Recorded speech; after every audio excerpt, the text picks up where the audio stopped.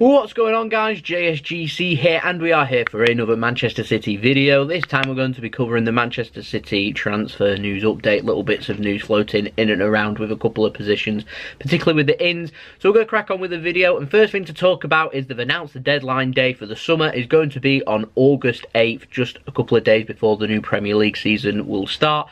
So we know when the summer window is going to officially close. Now we're going to crack on with the ins with Manchester City and Bild over in Germany. They've been reporting that Manchester City want a centre-back with Vincent Kompany and Nicolas Otamendi. They're getting no younger. They're reporting that City may well target Borussia Monchengladbach and Swiss centre-back 22-year-old Nico Elvedi.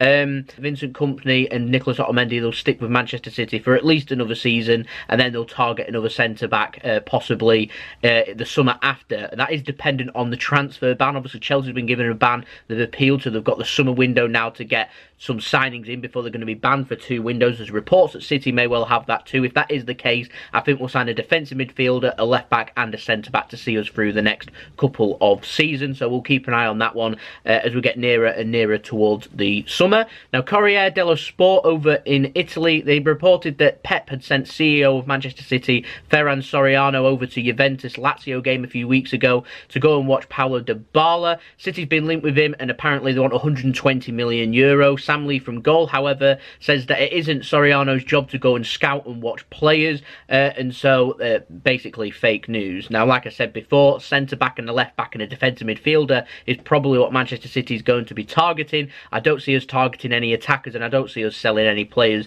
and so players in the attacking front. We score a lot of goals. We're the leading scorers in the whole of Europe. I don't see us signing any attacking players. We don't necessarily need any attacking players.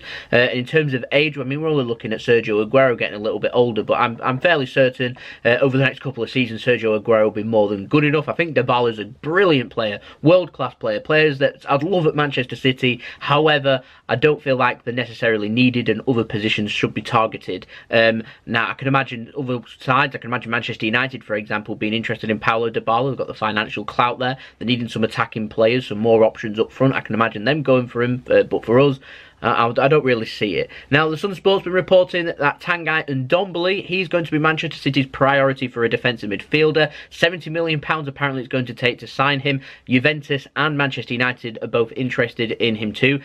Also, the other Lyon central midfielder, Aouar, I hope that's how you say his name, he's also a target for Manchester City. He's reported to be Man City's second transfer target for the defensive midfielder, so we'll keep an eye on them too over the coming weeks and months going into the summer window. Next up, City, a few weeks ago we reported with Atletico Madrid central midfielder Saul Niguez. Now that was according to the Mirror. Apparently £130 million is what it's going to take to sign him.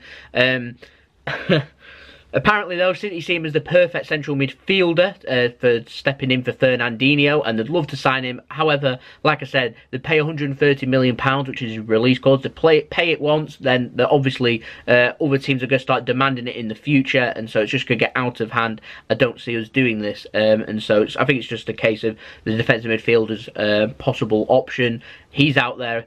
Manchester City's name gets linked.